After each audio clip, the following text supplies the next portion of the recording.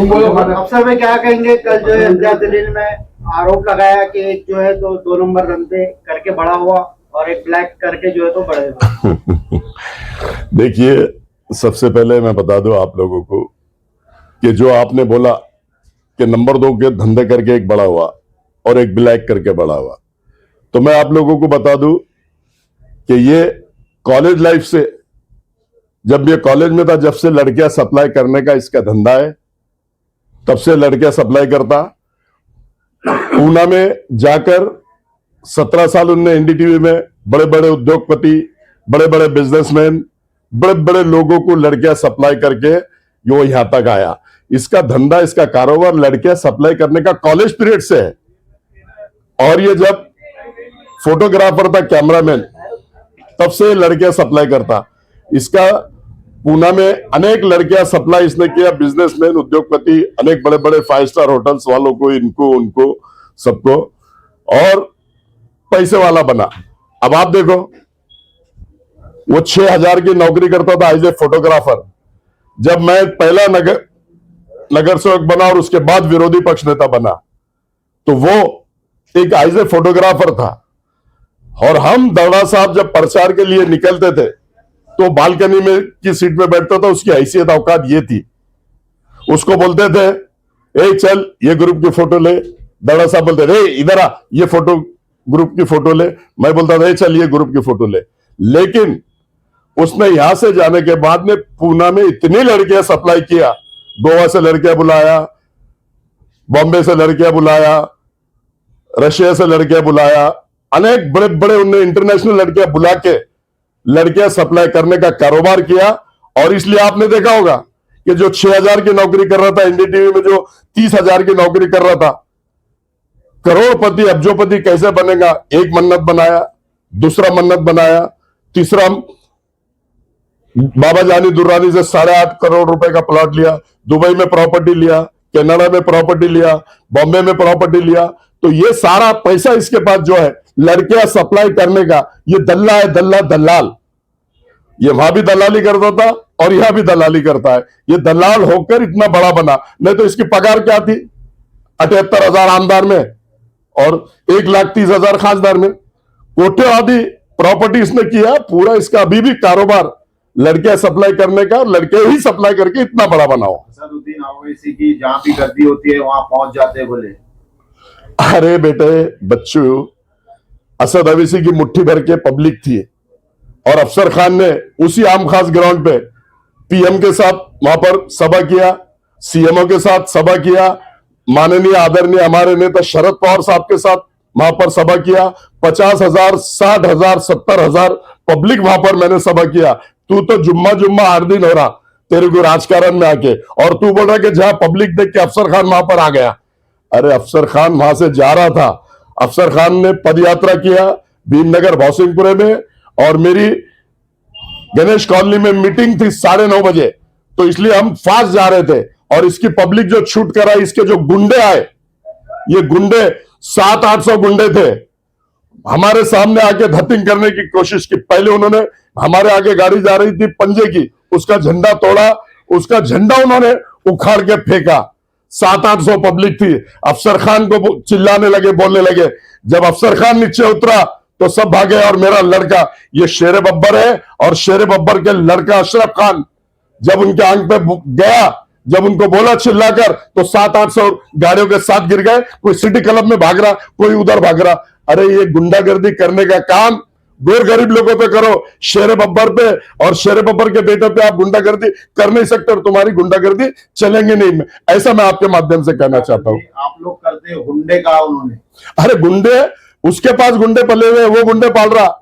हम तो 25 साल से चुन के आते हैं, हम लोगों की सेवा करते हैं, लोगों के हम प्रश्न के सॉल्व करते हैं। 3 बार शहर के विरोधी पक्ष नेता अलग अलग वार्डों से चुनकर आते हैं, लोग हमको चुन कर देते हैं।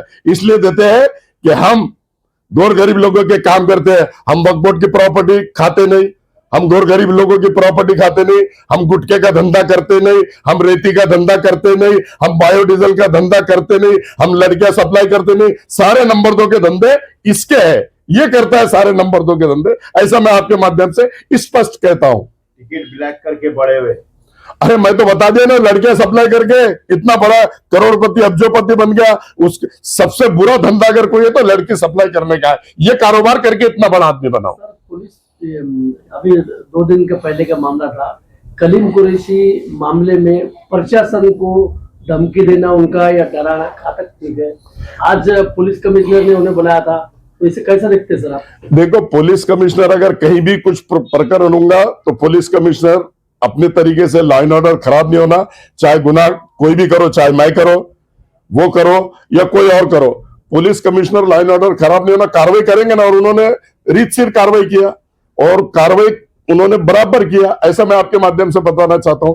पुलिस ने जो भी कार्रवाई जिसपे भी की, उन्होंने नियम से कार्रवाई किया, उसके बारे में मेरा कुछ बोलना नहीं है। कोर्ट मेहरबान हो गया, बोले कोर्ट तक भी उन्होंने अपमान किया, ऐसा नहीं लगता? कोर्ट का अपमान किया। कोर्ट जो निर्णय देता है उसको सम्मान भारत रत्न डॉक्टर बाबा साहब अम्बेडकर ने संविधान दिया है। और कोर्ट का अब इतना बड़ा बाबरी मस्जिद का निर्णय आया तो सबने कबूल किए। अब ये इसको ऐसा लगता है कि सब कुछ यही करेगा।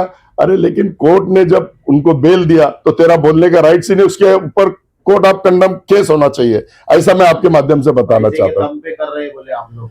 अरे पैसा तो सबसे ज्यादा उसके पास है ना, लड़कियां सप्लाई करके पैसा उसी के पास आया।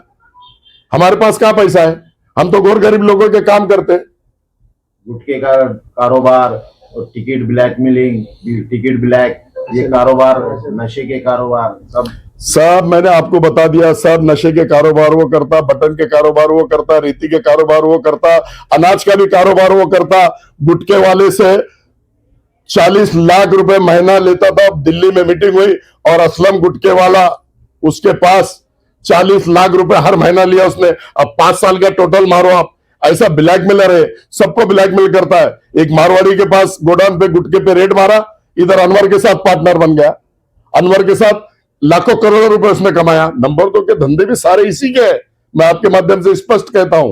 नौजवानों को उस्काने का काम कर रहे हो, शहर में वातावरण खराब, गुंडागर्दी कर रहे हैं, सब नौजवानों को भड़का रहे हैं, नौजवानों को उस्सा रहे हैं। लेकिन अब नौजवान बहुत होशियार, बहुत शातिर हो गए हैं, इनकी चिकनी चुपड़ों में बातें आती नहीं। हमने तो पहले भी आपको बोला, हम तो 10 साल से लोगों को बोल रहे हैं। लेकिन अब उसने जो रैली निकाला था 2.5 करोड़ रुपए लेके, और उसमें नारा लगाया था तेरा मेरा रिश्ता क्या है, तो अब लोग बोल रहे हैं कि तेरा मेरा रिश्ता 14 लाख 15 लाख, 14 लाख 15 लाख, ऐसा लोग कह रहे हैं। मैं नहीं, उनके ही लोग कह रहे हैं। आपने देखा होगा धुलिया में कह रहे हैं, अकोला में कह रहे हैं, औरंगाबाद में कह रहे हैं। जितनी स्पीड से ये ऊपर गया था, अल्लाह ताला ने उसको इतनी स्पीड में शिवानी कर दिया था। ये कौम और मिल्लत बाबू जब सर पे लेके नाचती है तो पैरे तले रोंगती है, और उसका रोंगने का वक्त आ गया। मैंने 1 साल पहले बोला था, देखें ना आप कैसा तस्वीरें रोंगने जा रही, कैसे बच्चे पेशाब कर रहे हैं उसकी तस्वीरों पे, कैसी कालिक लगा रहे।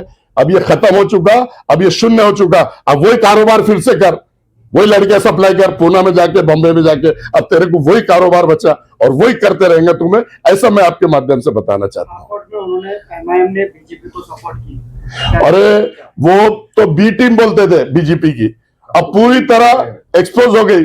5 नगर सेवकों ने उनके बीजेपी के साथ मिलकर वहां पर सपोर्ट दिया बीजेपी को, और ये एक्सपोज हो गया। बीजेपी और ये एक ही है, और ये बीजेपी के इशारे पे नाचता है, बीजेपी की दलाली करता है। और ये लोगों को बोल रहा है भाषण में कि इनकी गाड़ियों में पेट्रोल जो डालता है अतुल साहब है। अरे साले, तेरे गाड़ियों में भी पेट्रोल बीजेपी डालती है। तेरा घरदार जो चल रहा है, तेरे बच्चे जो लंदन में पढ़ रहा है, वो भी बीजेपी का पैसा है। तेरा जो घर में खाना जो चल रहा है, वो भी बीजेपी का पैसा है। तू बीजेपी की दलाली करता, बीजेपी के एजेंडी करता, और सारे शहर में तेरे को मालूम है, और पूरे महाराष्ट्र में और पूरे देश में हो गया कि तू बीजेपी का दलाल है, तू दल्ला है, और तू दल्ला ही रहेगा। पहले लड़कियों की दलाली करता था, अभी भी लड़कियों की दलाली कर और बीजेपी की दलाली कर, तू दल्ला है। मैं इस आपके माध्यम से बताना चाहता हूँ। सिरसाट और अतुल सावे चलाते हैं बोले आप लोग। अरे उसको तो पूरी बीजेपी चला रही ना, आपने देखा ना कैसा बोलता था, शेर आया शेर आया शेर आया। अरे कैसा दुम दबा के भागा। और हम तो उतनी सभा में 700-800 लोग रहने के बाद ये शेर बब्बर डंके की चोट पे वहां उतरा, या शेर बब्बर का बेटा अशरफ खान डंके की चोट पे वहां उतरा। 700 से 800 लोगों को भगाने का काम ये दोनों बाप बेटे ने किया। वो शेर नहीं, गीदड़ है, गीदड़। वो सिर्फ नौजवान बच्चों को उकसाता है, नौजवान बच्चों को वर्गलाता है, लेकिन कोई उसके झांसे में आने वाला नहीं। इतना ही दम है तो खुद की फैमिली को लेके आना। एक केस खुद के बेटों पे नहीं है, दोनों पूरे जिन पे केसेस है, जिन्होंने 10 साल उसकी सेवा किया, पूरे नगर सेवकों का 23 लोगों का टिकट उसने काट दिया। 14 लाख 15 लाख, अरे एक से तो 50 लाख लिया, एक से 70 लाख लिया, एक से थार गाड़ी लिया। इतना तो दलाली करता है और इतना दल्ला है वो, ऐसा मैं आपके माध्यम से बताना चाहता हूं। या पुलिस पे प्रेशर डाल के गुना दाखिल कराने की कोशिश कर रहे हैं। इधर को पुलिस उसके क्या किसी के प्रेशर में आती नहीं, पुलिस अपना काम करती है, लेकिन वो ऐसा बताता है कि यहाँ पे सभा हो रही, 10,000 लोग हैं, असद अवैसी यहाँ पर आ रहे हैं, मैं पूरा पब्लिक लेके कमिश्नर ऑफिस आ जाऊंगा। फिर एक कल उन्होंने धमकी दिया कि आज 3 बजे मोर्चा निकालूंगा। फिर जब सीपी ऑफिस में बुलाया सीपी साहब ने, तो कैसा दुम दबा क्या, कैसी मीठी मीठी बातें कर रहा, 2 दिन का इलेक्शन है, फिर एक दूसरे के मुंह पे मुंह गिरेंगे, अब किसी के कुछ करना नहीं है, जो कार्रवाई हो गई। अरे दोगले, तू वो जैसे गान मांडुल रहता ना, 2 मुंह का, 6 महीने ये मुंह से चलता है और 6 महीने मुंह से, ये वो गान मांडुल है। कल अकबरुद्दीन अवैसी की सभा है आम खास में। अकबरुद्दीन अवैसी से मेरा कोई लेना देना नहीं है, असद अवैसी से मेरा कोई लेना देना नहीं है, ये कुत्ते से मेरा लेना देना है जो मेरे घर तक पहुंचा। और आमदार के टाइम भी असद अवैसी भी आए थे, अकबर अवैसी भी आए थे, क्या हुआ? दूध का दूध पानी का पानी हो गया, क्योंकि इसने इतनी दलाली, इतनी लोगों को तकलीफ दिया, खासदार में भी गिर गया और आमदार में भी गिर गया। नौजवानों को क्या मैसेज देंगे इस इलेक्शन के माहौल को लेकर? नौजवान साथियों को, बुजुर्गों को, दोस्तों को, मेरी पर्दानशीन माँ बहनों को, कि ये दल्ले को इसकी जगह खासदार में बताया आपने, आमदार में बताया, और अब जो इसने जिनके टिकट काटा और दूसरों को टिकट दिया, तो इसके दूसरे जो लड़ रहे पैनल बना के, उनको जिता के देना चाहिए और इसको इसकी जगह बताने का काम करना चाहिए। और ये जितने भी लोगों को डराता है, धमकाता है, इससे कोई डरो मत, ये गीदड़ है, गीदड़। सिर्फ ये बातें करता है, जैसे सर्कस में शेर होता है ना, पिंजरे पे एक लकड़ी बताए तो उसके इशारे पे चलता है, ये वो सर्कस का शेर है, रिंग मास्टर। रिंग मास्टर जैसा नचाया शेर को वैसा नाचता, ये वैसा रिंग मास्टर के इशारे पे नाचता। इसकी कोई हैसियत औकात है नहीं, इसको कोई पूछता नहीं। अब ये जिंदगी में कभी कहीं से भी चुन के नहीं आ सकता, स्पष्ट आपके माध्यम से बताता हूं। उनके ही लोग जो कह रहे हैं, इतना नारा लगा रहे हैं, नीम का पत्ता आप कड़वा है। अरे भाई, बहुत सही नारा और बहुत सालों के बाद लगा। नीम का पत्ता कड़वा है और इम्तियाज जलील भड़वा है। जो नारे लग रहे थे, भड़वागिरी तो कॉलेज जमाने से कर रहा हूं, भड़वागिरी तो कॉलेज जमाने से करता और भड़वा ही हो, और अब एक्सपोज हो गया सब में। बना था लीडर बनने, हो गया डीलर। 14 लाख 15 लाख 50 लाख 60 लाख 1 लाख। देखेंगे आपने बॉम्बे में भी जाके कितने 50 लाख में टिकट बेचा, 40 लाख में टिकट बेचा, 1 करोड़ में टिकट बेचा। वहां के फारूक शाब्दी, उन्होंने इस्तीफा दे दिया, राजीनामा दिया, रोया वो शख्स ने। तो ये सिर्फ जहां जाता वहां डीलिंग करता है, डीलर है, दलाल है, ऐसा मैं आपके माध्यम से बताता हूं।